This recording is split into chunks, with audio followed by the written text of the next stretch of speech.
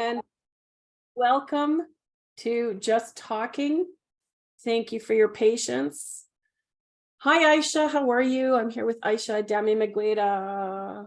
Hi, Gwenda, lovely. How are you? Oh, I'm fabulous. We've had a really intense conversation around mental illness versus mental health. And so this is going to be a juicy topic that we're probably going to touch on for the rest of the month and really into March. So we've just passed Bell Let's Talk Day, which is wonderful. It's wonderful that we are all talking about mental health in a way that contributes to helping people get the support that they need. In cases of parents, family members, how do we support them? How do we take care of ourselves?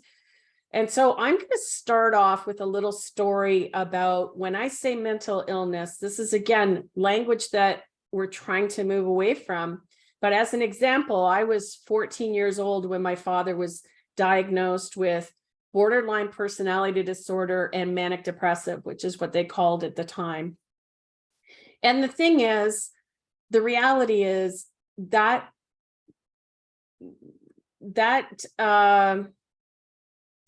my father was my father, right? When we love somebody, the important part is, and what mental health is on both sides of this situation was, how do I manage myself and set up a boundary when my father, he would get into these depressive states, take care of your mother when he would talk about self-harming.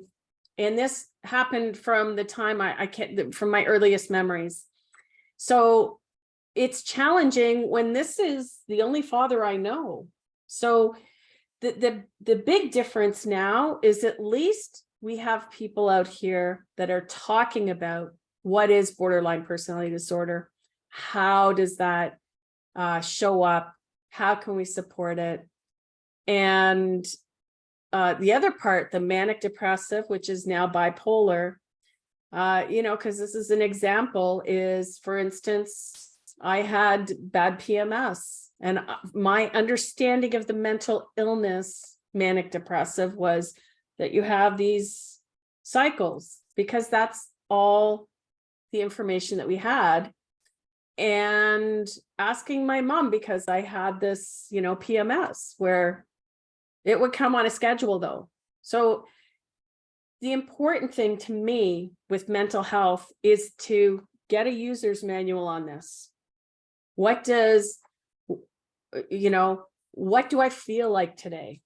Am I feeling, do I monitor my emotional state? Does it have a pattern like my PMS ended up having? So that helped me, because it's like, well, I don't think this is going to come on a 28-day cycle. But that came from actually finally getting somebody who literally had me fill out a calendar and say, how do you feel?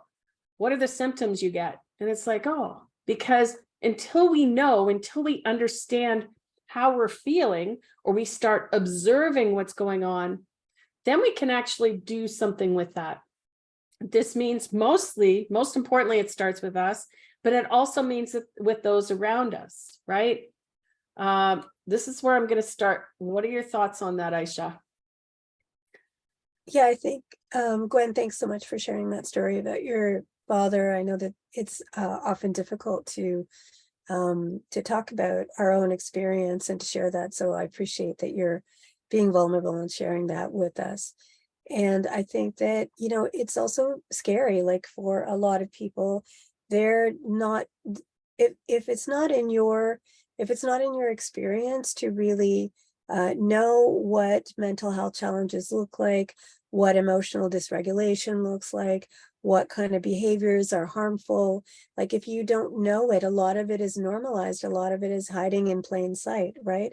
So the thing about navigating mental health challenges, whether they're our own or those of other people, is exactly what you said, which is to first begin to observe what is happening in your interactions in the day-to-day. Where are the patterns? Where are the things that you can see, okay, well, when this happens, or nothing has to happen and I still feel XYZ, right? So having something like a mood diary or a feelings diary is really helpful. In my coaching stuff for the Purposeful Path, I have exercises where I ask people to take a look at their baseline emotions. What are your typical emotions for a couple of weeks? Check out, what are you experiencing on a regular basis? How do you wake up every day? Are you waking up feeling exhausted? Are you waking up feeling anxious? Are you waking up feeling happy? Like, what is the baseline emotion that you're starting from? And then throughout the course of the day, what are the events? What are the people? What are the situations that take you away from your baseline, right? Or what are the things that contribute to your either feeling better or feeling worse? Like, just taking a look at those things. When I first did it for myself, what I realized was that I have low-lying anxiety, and I didn't realize that I had low-lying anxiety all the time. Mhm. Every day I would wake up and I would feel anxious. And when I was 20, 25, 30, I never felt that way, right?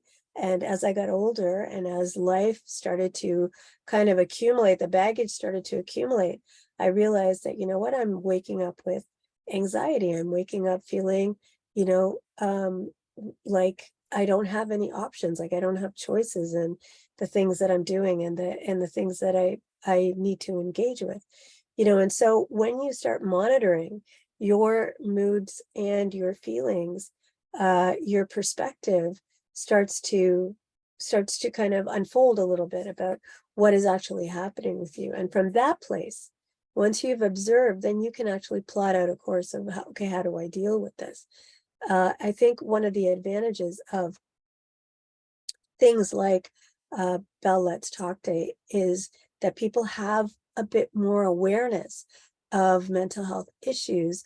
Now, how that plays out in real life, I think, is a different story, though, because has our perspective, has our engagement with mental health challenges really changed that much since we've started talking about it?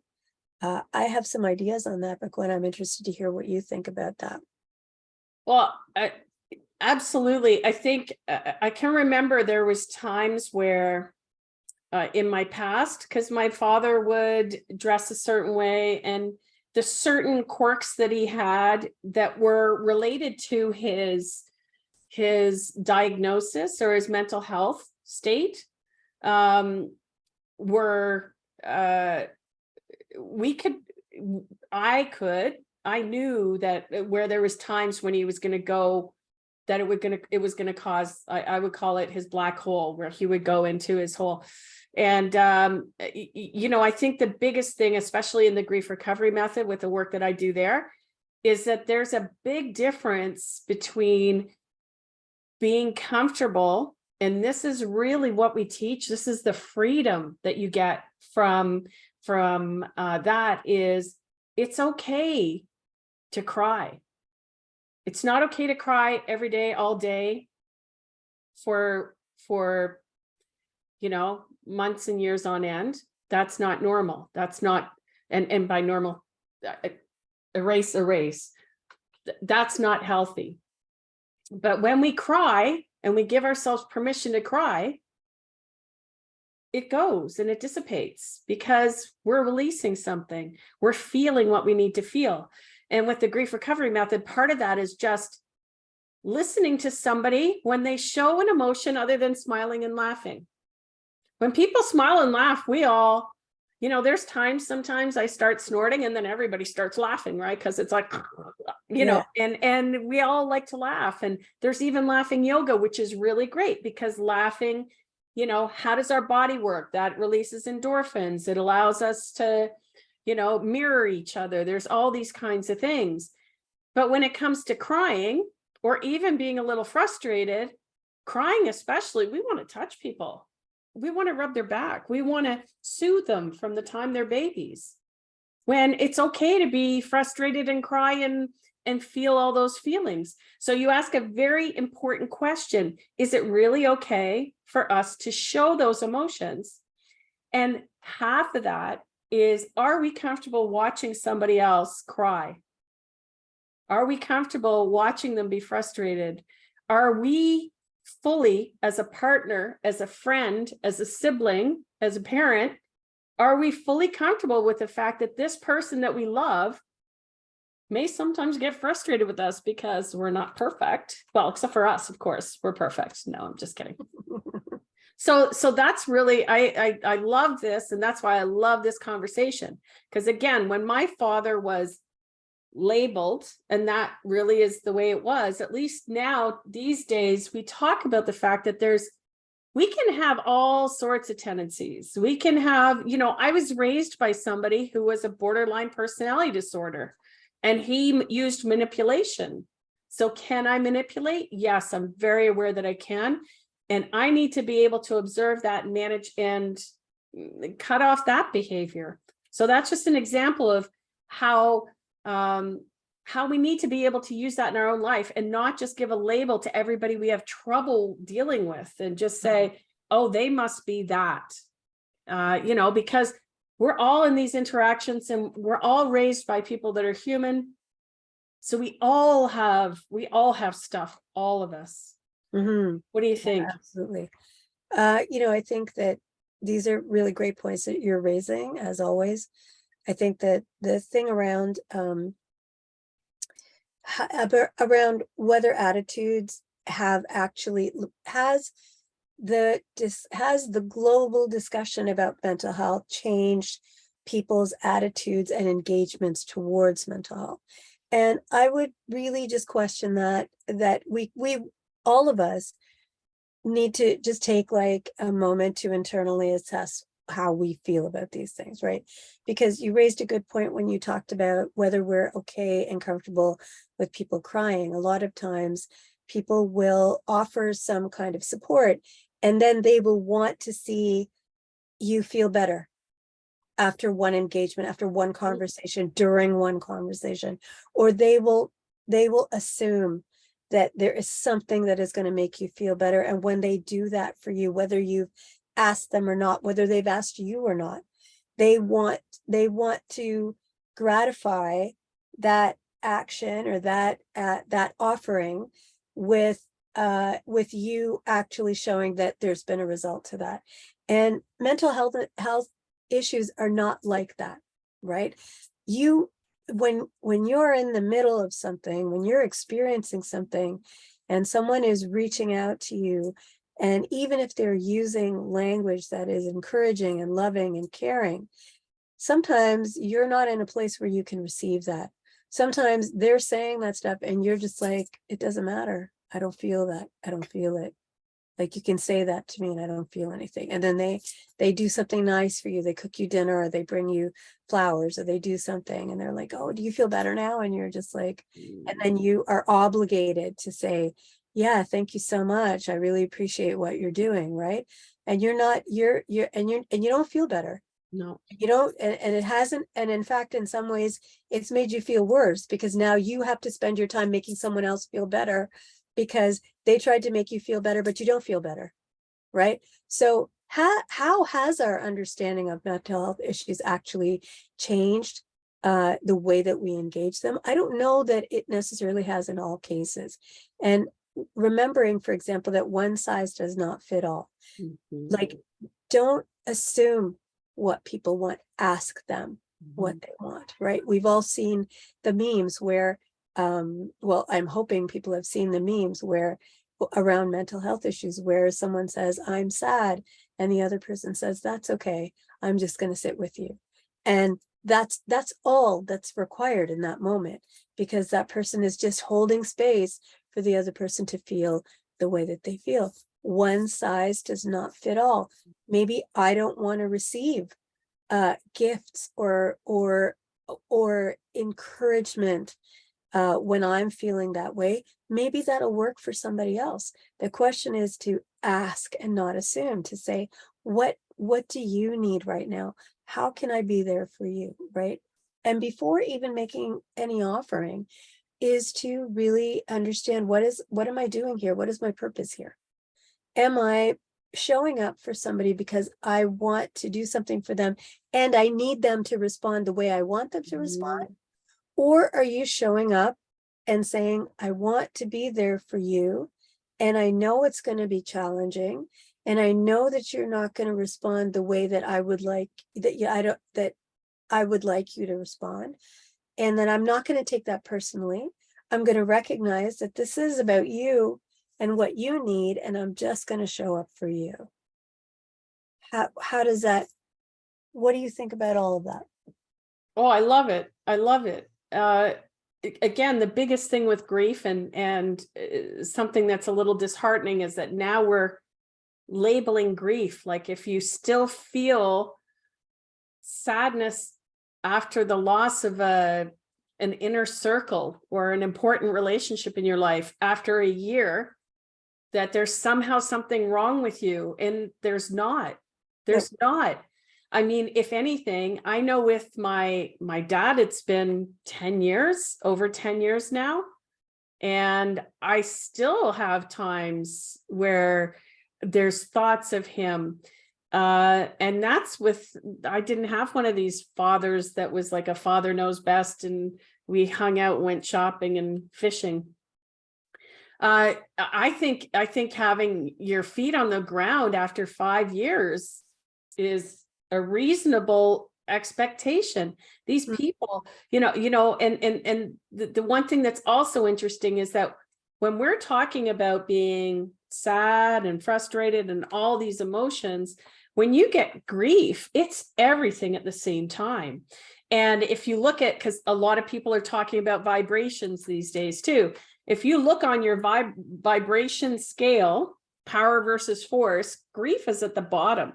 Grief is below anger and rage and never mind. So you want people to go from, this is the one thing about this vibration is that if we are sad, and maybe we have, not everybody's life is perfect. As we start processing things, or something happens that actually opens up this Pandora's box of emotions that we've been ignoring, which is what happens with our grief in a lot of cases. We can't go from the lowest 25 vibration to a 400, 500, 600 vibration like that. It doesn't work. It doesn't work at science. It doesn't work in our heart. And, the thing is too, is our opinion of tears. Again, almost if I was having one of those bad months, I would look for that movie that would help me cry. We've got these people that I can't have a conversation with you, but you watch them bawl at Bell commercials. I know it's Bell Let's Talk, so that's why I thought I'd throw it in there. Yeah. Or those holiday commercials where, people are bawling. Even the Super Bowl commercials, my gosh, the Clydesdales with the dog and, all of those things. They somehow, do we as people give ourselves permission to feel no matter what day it is? Or do we only give it in controlled circumstances? And I love what you said about, especially with grief, you're not going to be happy tomorrow. It may be, it to me, in my personal experience, it's at least 3 months. And that's if the business of death goes well. It's 3 months before you even can go like, and the other part is how, especially when there's family or there's other relationships involved, we don't understand how all of our emotions are all wrapped up in a whole bunch of other things. Absolutely. Yeah. So if we don't have the patience, as you say, to observe, to monitor, to be able to say, well, how am I feeling today? When those times come, like grief, where you get the brain fog, you're not even thinking. That's why we don't necessarily identify it, but that's why the casseroles come, because it gives us, others, something to do that makes us feel like we can hopefully help. And it does help when you don't have to think about what you're making for dinner and you can just put something in the oven. That's really great. on the other hand, are we okay with knowing that just going over and washing somebody's dishes, like, oh my God, when my dad died, I remember my friend pushed her way in and I had no energy to stop her and she cleaned my dishes. And oh my God, that was amazing. So I love seeing some of these things that are saying, texting them, saying, I'm thinking of you. And that's it. Asking them, I want you to know I care. Asking them yes or no questions. Don't get into how are you feeling today? Don't get into something that's going to tax their emotional bandwidth when they don't have any. And this is also for us too. And the other part is to be able to, you know, be okay with saying, no, I can't do that right now. Mhm. No is a complete sentence. Yeah. And you know, so that's where I am with that. But I think it's all of that. It's really about observing. The other thing that I would throw in there is that a lot of times, and this is really important, is that if you do have friends that you know have challenges, make sure you monitor. Okay. By monitor, I don't mean like, how are you doing every 5 days? It's like every couple of weeks, if I haven't heard from you, and if you can, on those good days, say, well, I'm just, I check in on you every, if I haven't heard from you. Yeah, that's really nice. Because actually having that space to be able to say, oh, I'm having a hard day, and not have to have it become this big emergency. And by emergency, it's like, oh, you're feeling, you're feeling sad, you're feeling whatever your feelings are. If there's, as you said, you're monitoring your daily expression, and okay, well, I'm putting sad, and it's been like 2 months. I know with my mom, when her my stepfather died, we gave her a year to do whatever she needed to do, and then at a year we said, okay, Mom, I think you need to talk to somebody, because again, a year is really, this is the man that you loved, and the day you retire, he gets a brain tumor, and you become his full-time nurse, which is what you were doing for a living.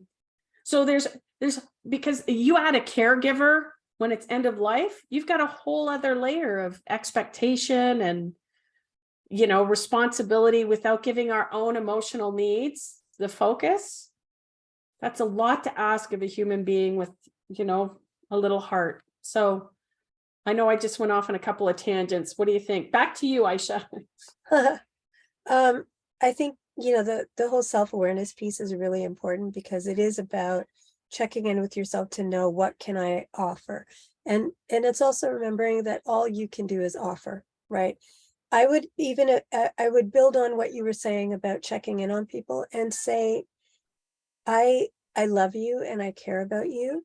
I'd like to check in on you. What would work for you? How would you like me to do that? Would you like me to give you a call? Would you like me to text you? What's going to be comfortable for you? And to know that also sometimes that person may not be able to give you an answer right away, so that you can say, you know what, I'm putting it out there for you. When you're ready, let me know. So there's also this thing about, I need to help somebody get out of this space. No, you don't. Mm-mm. Quite frankly, it's none of your business. Amen. It's not your business to determine how somebody is going to walk through whatever they're walking through. The only thing you can do is offer and say, how can I support you in this? What would be helpful for you, right? And then also to be able to say whether that's going to work for you or not. Somebody might say, I need you to check in on me every other day and be available for an hour conversation. Well, I mean, you're offering, but you may have to say, listen, I don't think I can do an hour every other day. Can we do something else? And I know that that's something that people might agree or disagree about, because when you make an offer, right, you might feel like I'm obliged to do it the way that people say. You also have to think about energetic balance, energetic exchange. What are you exchanging with another person? Are you able to sustain it? What's happening in your own life? It's okay even if you say, yeah, I can call you, but then one day you're not able to make the call. You can text and say, I'm so sorry, I'm not available today, but I'm going to get back to you on our next scheduled day, right? That's okay to say as well. So it is looking at everything and seeing what you're able to give and what you're not able to give.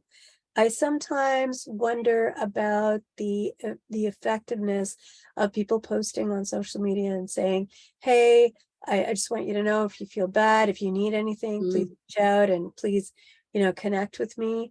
I feel like that's kind of just going into a void. Now, maybe I'm wrong. And please, those of you who are watching, if you disagree, please make sure you say so in the comments. But I feel like the thing is that how is that actually helping people? Do you know for a fact that they are going to reach out to you, right? And if you are concerned about particular people, I would suggest reach out to them directly.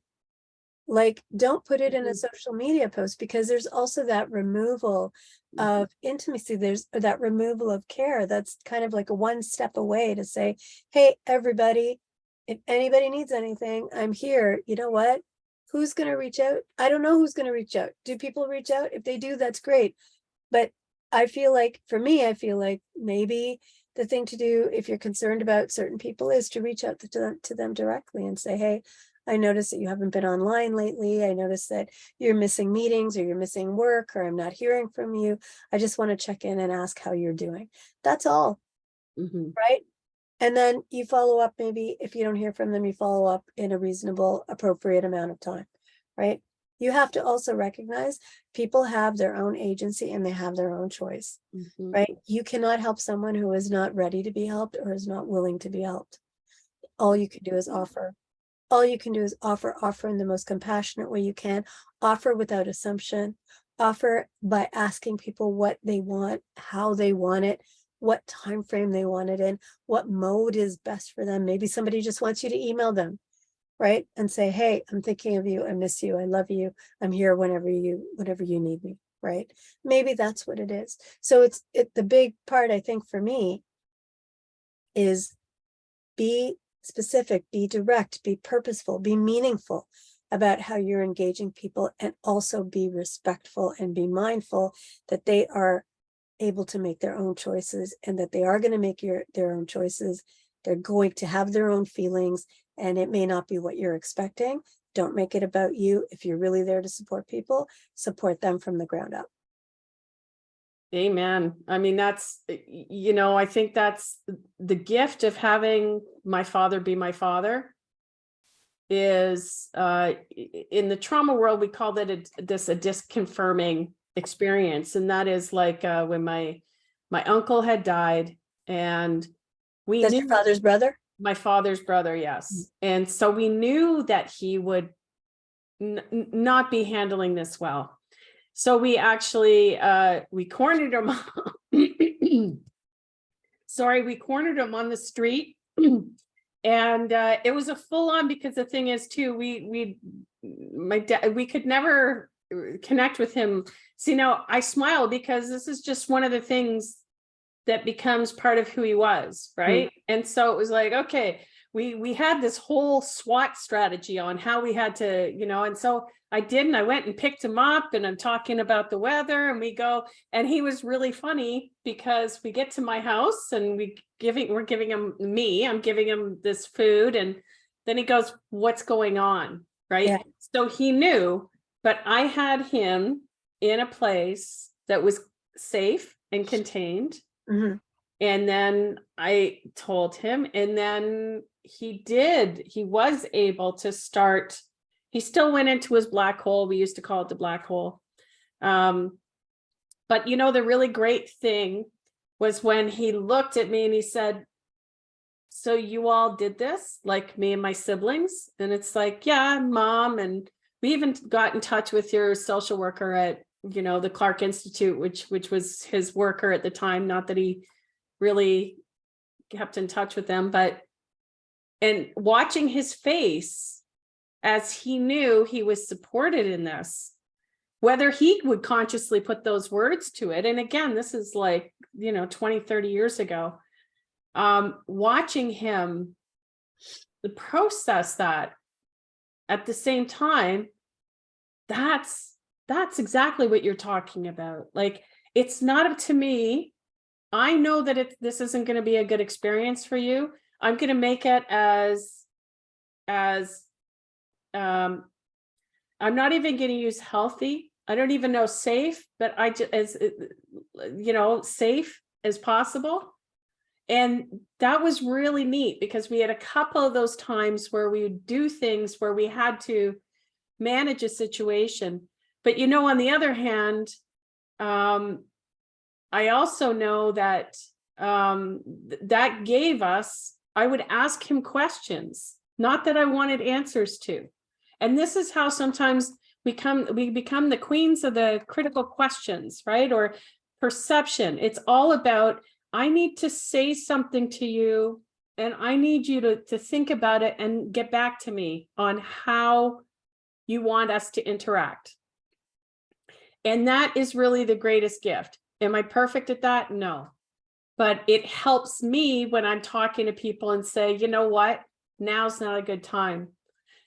Here's another thing though, when it comes to emotional processing, and again, because I work with grief, there's a lot of times in life where we may have a death and somebody gets divorced, and then maybe our friends and maybe our boyfriend and we break up, and you've got a number of different emotional situations, one on top of the other, and then you're a parent and you got to raise 3 kids and the marriage is dissolved. We really need to give ourselves that's a lot of emotional processing with no time to do it. Yeah. So we need to be realistic with, and anybody uses the be strong for others stuff. You're not being strong if you're ignoring your emotional bandwidth. Yeah. If you're ignoring your heart saying, I can't do this anymore. Right? And that's where the awareness comes in. So when those things, life can be a punching bag sometimes. Nobody said that this is an easy journey.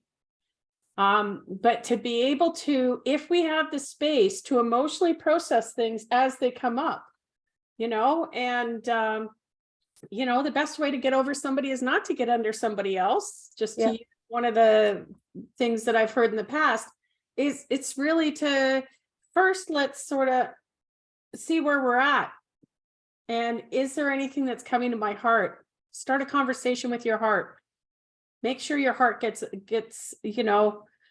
when we're journaling, we're not just coming from here, we're letting our heart tell the story. So that's it. I know here we are talking. No, that's okay. We're around 30 minutes. So that's good. Okay. Yeah. What? I think that's great. Especially the emotional processing part, I think is very important that we're processing as we go, because when you're dealing with things that are happening that may not be as expected, when you're confused and you're trying to understand what's happening and it's not making any sense, you want to have that space to emotionally process. For some people, it's hard to emotionally process because you're disconnected from your feelings, or you've been numb, or you're holding your own stuff together and you're trying to be there for everybody else. This is a process. Let's just be very clear. It's going to be messy. It's going to be uncomfortable. It's going to be difficult. We're going to have challenges with it. There are some things that we're going to feel like we've resolved, and then all of a sudden they're going to come back again, right? This is process. This is how process works, is you just navigate it one step, one breath at a time, and you do the best that you can. And it's really important to know that not everything is going to get tied up in a bow. Not everything is going to end the way that we want it to, or that we'd like it to. But that doesn't mean that there's anything wrong with it. It just means that it's different from what we envisioned was going to happen, right? And sometimes what happens is that the way that something works out, and even if it doesn't work out the way that we wanted it to, sometimes it works out for everybody's highest good. Right? And it doesn't necessarily mean that we're all going to be together, that we're all going to get along, that everything is just going to be hunky-dory. Sometimes it means, what is my, and I'll be posting about this this week, is what is my functional boundary? What are my boundaries, right?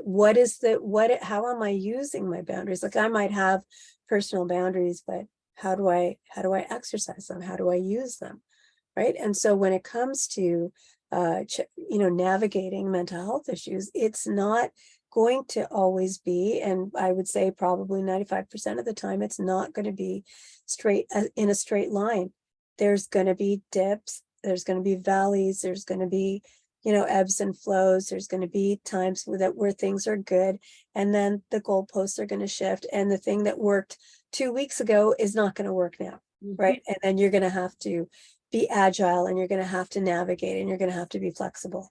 Right. And there are times when that goalpost changes, you're going to say, actually, you know what? I can't navigate this aspect of what's happening right now. I need to take care of myself. And so it's really working, like really fully. How can we be functional with what's happening? It's that we're self-aware, that we're observing, that we're tapping into our own inner knowledge, that we are engaging with the other person or people as much as we can in a way that's healthy for us, in a way that's healthy for them, and that we're allowing people to have their agency, and we're endorsing our own agency as well, honoring us and honoring other people in the best way that we possibly can. Right. So it's going to be messy. It's going to be uncomfortable. It's going to be difficult. It's not going to be perfect. We're going to make mistakes. But the grace is when we can come back to it with a refreshed perspective, with replenishing our energy, with taking care of ourselves by emotionally processing, when we can come back and say, okay, that last week wasn't so great, but I'm showing up again. I'm here again. I'm willing to try. I'm willing to work. And it doesn't mean that you necessarily acquiesce to whatever is happening, because sometimes the mental health challenges that people are facing are difficult, and they can be harmful to not just the person who's experiencing them, but the people that are there to give them care as well. And so in those situations, you do have to take care of yourself also, and you have to recognize where you may not be the person that can help that other person through this particular phase. Doesn't mean that you're not there for them, doesn't mean that you don't love them. It's just that you are putting yourself first, which, as you've all heard it, when that air mask comes down, you put it on yourself before you put it on somebody else. Right. So navigating mental health issues, challenges, experiences is subjective, it's individual, it's unique, and you can certainly, and as we should all be, doing the research, getting the support that we need, looking to groups or resources that can give us guidance on how to go forward. Like you, Gwen, you talked about talking to your father's social worker before you guys staged an intervention, because that may not be the thing that works for everybody, right? So it's all of those things. It's navigating with mindfulness and purpose, and being engaged in that moment, and making sure that you're totally present when you're engaging with the other person. Exactly. So awesome. Like awesome. And this is only the beginning of the conversation. We will be delving into different aspects of mental health. So again, that's the language that's used now, because again, some of the other stuff, emotional health, emotional honesty, that goes into, as you like to say, in the purposeful path, mind, body, spirit, right? And the energetic balance that we've talked about before.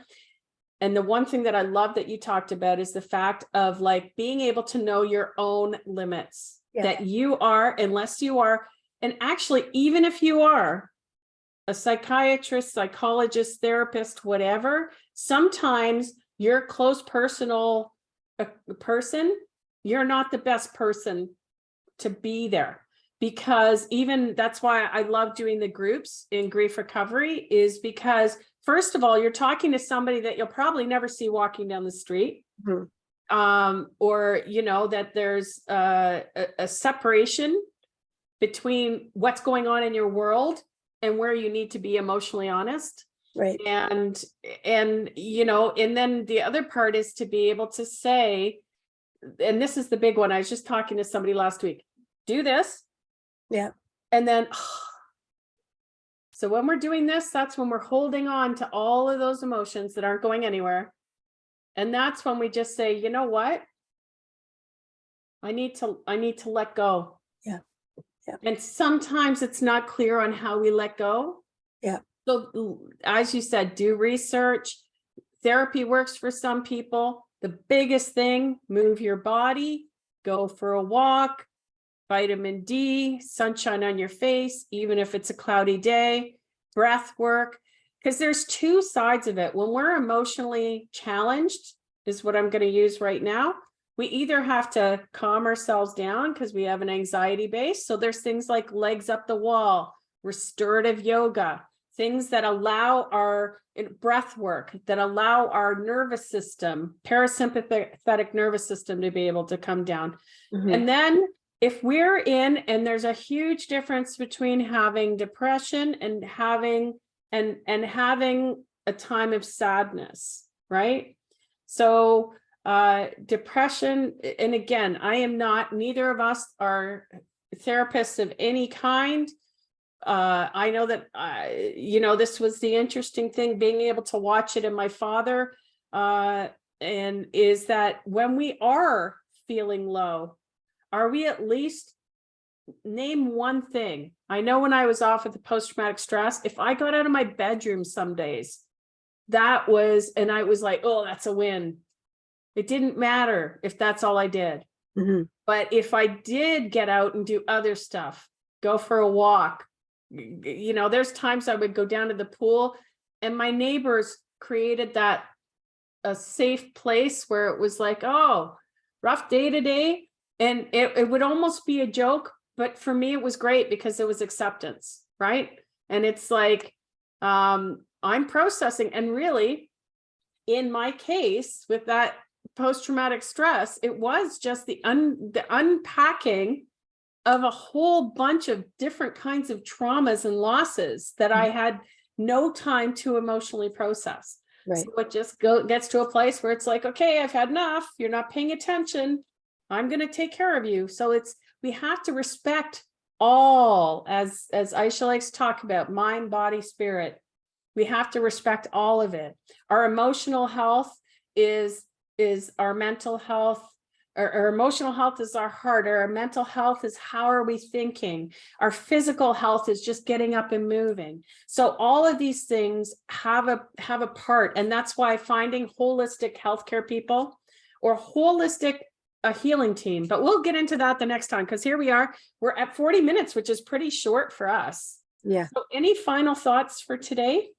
No, I think we've covered pretty much everything. And I think I just wanted to say that any way that you take care of yourself is good. You don't have to ascribe to anything that's being said here or offered here if it doesn't feel right for you and it doesn't resonate. And, the idea is just to have us all think about how we go through mental health challenges ourselves, how we navigate them with other people. And also, I just want to touch very quickly on just the invisibility of mental health issues, because there's a lot of us that are, and I'll say for myself, this is the case that, I don't break down until I go home at the end of the day. I get through my whole day. I'll do everything that I need to do. And then when I get home, then I'm a puddle, right? And so it's also just checking in with each other to say, hey, how are you doing? Can I do anything do you want to do something? Are you up for a phone call? How are you feeling? It's to do regular checks on each other, because these are trying times. We're just coming out of a global pandemic. There's a recession on. People are going through all kinds of transitions and changes. There's a lot there are a lot of things that are weighing people down. So even if somebody looks okay, even if somebody and they may be okay, right? It's just to ask the question. It's to move from that assumption of okayness to actually asking people, how are you doing? And being genuinely connected and engaged with them if they need some kind of help. And ourselves. including your, exactly, that's the last part I was going to say, is that I know that our friendship, our relationship, both professional and, you know, the friendship more and more, is that putting into practice all of those memes. Yes, If exactly. you're not having a good day, reach out to somebody Yeah, that you know, love, and trust. Yep. If you don't have one of those in your life, which we'll talk about important relationships at some point in time, and how to gauge the difference between like friendships. What is a friendship to you? What is a, you know, because we can love each other, but there's some people that aren't emotionally prepared to be able to take on some stuff, and that doesn't make them any better or worse. It just means that we just don't put that load down there. On That's the right. other hand, if we're one of those people that are the bulldozers of dump trucks of life, you also have to get to the point where it's like, okay, I got to drop this load somewhere. Yeah. And to be able to ask for help. So, oh my God. And we could keep talking, but we're at 40 minutes, and I promised to make it less than, I think our last one was almost 50 minutes, but Yeah. that's why we just All talk. good. This is how it all started, right? Is we just talk about things. And That's I hope that you found today's conversation interesting. If you have any questions, comments, things you want to talk about, things you want more information, please just put it in the comments below, and you'll be able to find this. Ayesha at The Purposeful Path, myself, gwendaconnects.com/grief. And there you can get a handout of what to say and not to say to people who are grieving. Love it. By the way, we're all grievers. Yeah, absolutely. We are. Yeah. And we shall see you in 2 weeks, because next week we'll be back with Heather Lacey, where we talk more. Well, it'll be along these lines, because I'm trying to get it so that the month is at least specific to a topic. So thank you, Ayesha. I love you dearly. And I'm just so happy to have you in my life. Thank you for everybody that watches. Yeah. We thank you and we love you. And please let us know your thoughts. Okay. Yeah, thank you. All right, we'll see you in 2 weeks. Thank you, everybody. Okay. Have a good night. Okay, you too. Bye-bye.